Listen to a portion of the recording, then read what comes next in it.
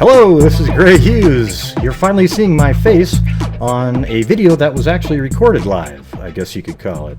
Look, this really is me. Look, you see how I can move my skin around and pull on it, and it's not a mask coming off my face. I know there's a lot of paranoid, delusional people who think that I'm not real, and this is all just a disguise. Yes, I wear reading glasses, and I wear them amazingly because I have difficulty reading without them.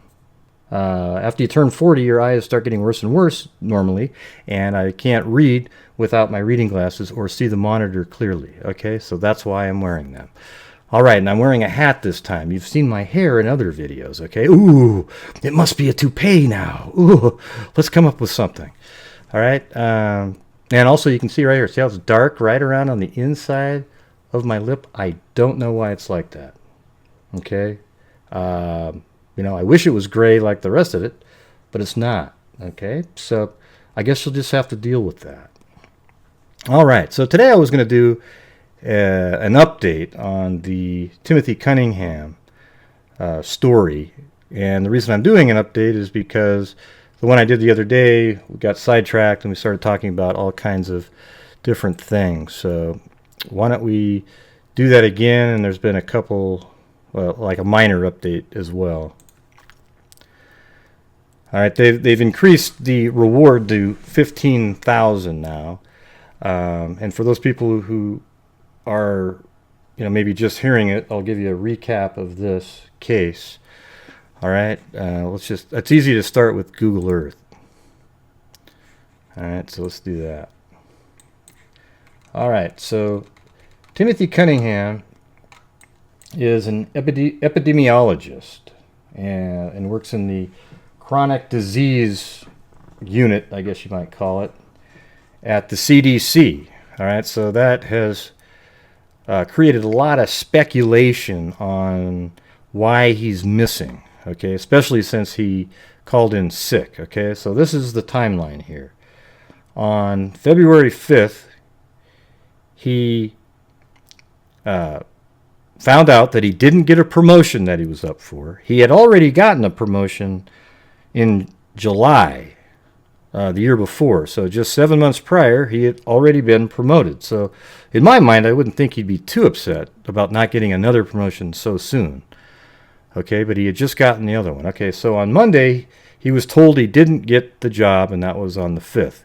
Then he went to work on Tuesday and Wednesday, and I don't know if it was, on Tuesday and Wednesday, he might have been talking with coworkers. This is all speculation.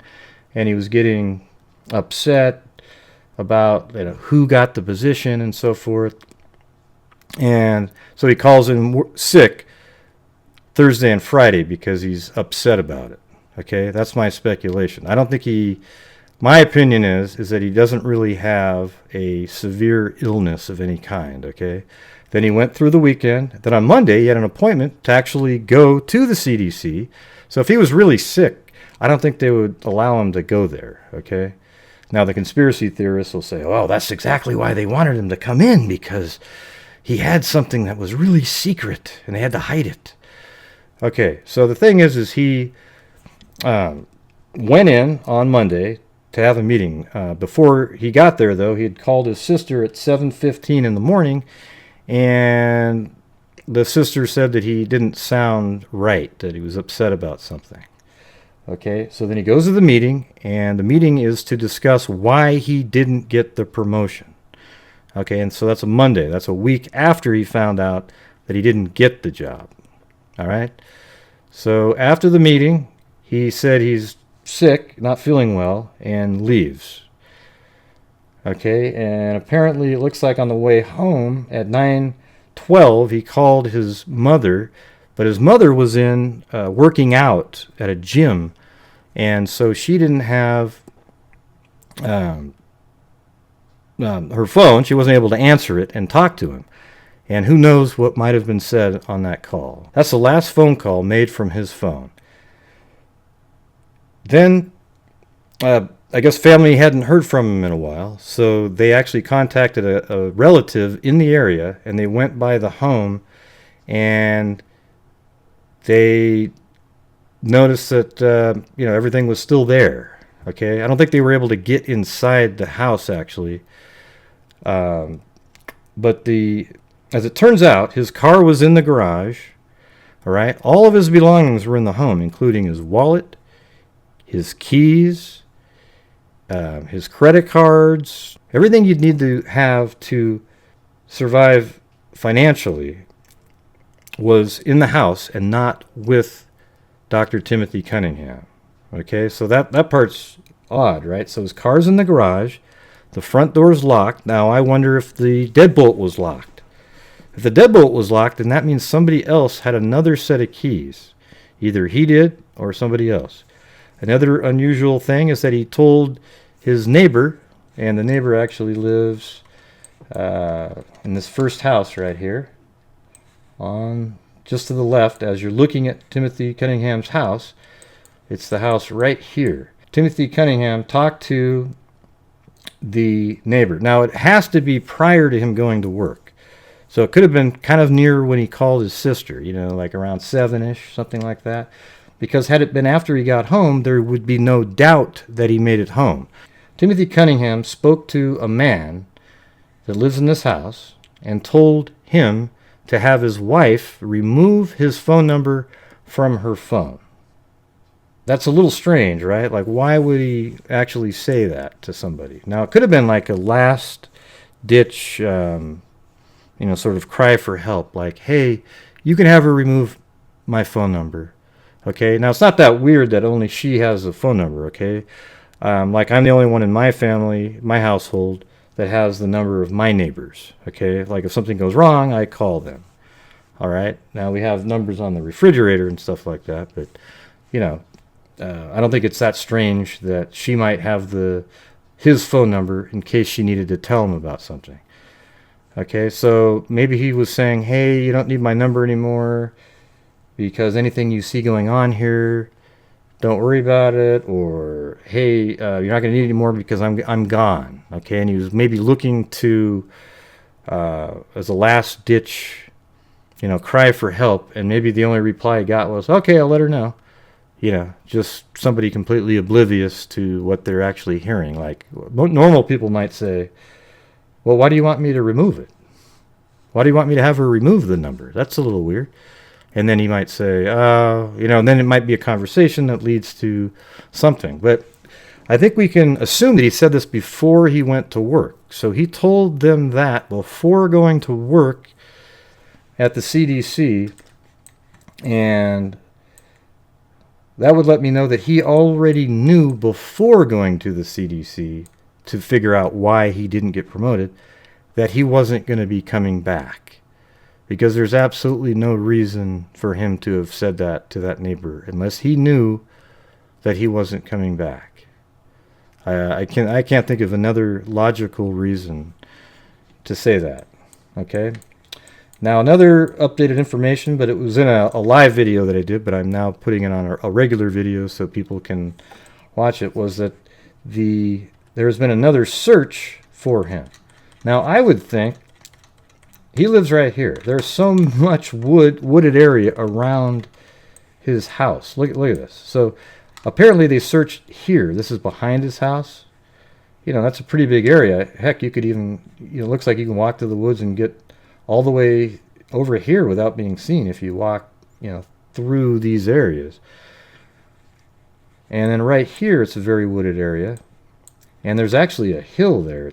This one, if you do street view here, it's really dense. So if you just walk straight across the street, here, let's take a look at this. So this is where he lives. And let's look this way. Look how wooded that area is. He could have walked back there and gone anywhere. Okay?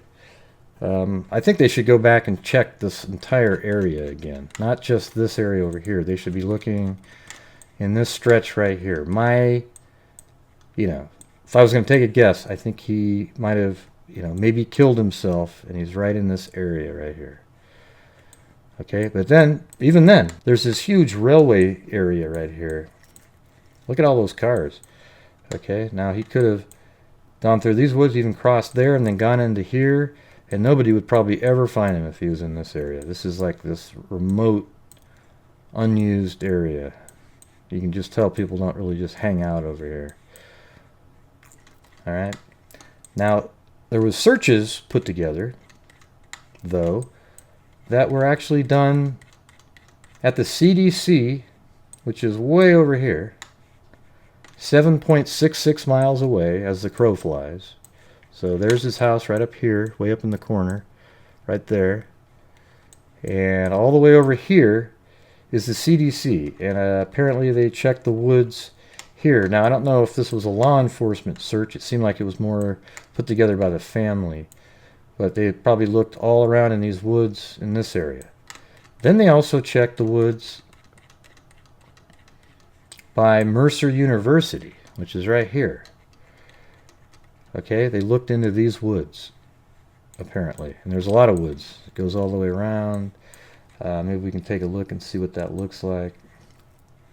Let's see. Maybe go right there, see how dense it might look from the street. Yeah, wow. I mean, that's, of course, that's a different time of year, but man, that's dense regardless. Okay. So they looked for him there, and I haven't heard that they found anything yet, so, or him, you know, they haven't found him yet. So I don't think that he was actually there. But what's confusing is why they would look over there. I mean, his house is so far away. You know, his house is, you know, completely, you know, 7.6 miles away. They must have got a tip of some kind, or something in his text messaging or something led them to believe that he was over there. Now, I think it's very possible that he had something else going on in his life that we don't know about. I think law enforcement and the family know about. And I think him getting, not getting that position was the stressor that led him over the top to do something to himself. You know, now he left his aging dog in the house and the windows open on the second floor. You know, I don't know. Heck, maybe he's the one that went out the window and got out that way after locking the house just to throw people off. You know, it's hard to say. Okay. So, yeah, I mean, that's where they're at right now. But I think it's very strange that there was a search done 8 miles away, basically, and 12 miles away from his house, when his car is actually in his garage. So how would he have gotten there? All right, so apparently there must be information that says that he got a ride, maybe he did Uber or took a taxi or something, but wouldn't those people know where he got dropped off then? See, that's the thing, is it seems like there should be more closure and more, you know, information known. It's so wild that he just goes back to his house and he's gone. You know, you might think maybe somebody actually picked him up and they left together. If I was the police, I would check his bank accounts way back and see if he'd been taking out $100 here, $200 there, $100 there, and eventually ends up being a lot of money over time. That's something I would look into. Yeah, so I guess that's about all I've got right now on the Timothy Cunningham case. It's just still bizarre, but the reward's at $15,000, and I wanted to put the video out that they searched in those two areas, which I find to be strange that they would actually look over there. Okay, now here I am again, one last time. So here's my subscriber count right now, 9,837. I'm looking to get it up to 10,000. That would be great. And a lot of you have complained that you don't get a notification when I post a video or a live stream. But you have to go, when you go to my video where it says subscribe, or like if you're subscribed, it'll say subscribed, or it'll say subscribe if you're not subscribed. Just to the right of that, there's a bell, and that'll put out a notification for any of my videos. Okay, it'll force it to the top. Okay, now if you don't do that, all of your subscribers, I think YouTube probably has some kind of algorithm and says, oh, look at these guys. They've got 60 billion uh, subscribers, so obviously the people who subscribe to them would want to see theirs first, okay? But that's not necessarily true. Okay, so we get put down at the bottom of the list. So you gotta click on that bell over there, and then you'll get subscribed. And it might be important because I'm talking to my private investigator friend who hires me to make animations and so forth of crime scenes she works on. Okay, and no, that doesn't mean I was hired by the hotel to make kanikas. Okay, I did that all on my own. Those little animations that I made, showing the route. All right, so we are talking about doing live videos and going over cases together and talking about them. And I think that would be really interesting. And when we do that, I don't want any of you guys to miss it, okay? So don't forget to subscribe if you haven't subscribed yet. And like everybody says, hit that like button, all right? Okay. So I guess until next time, I will talk to you later.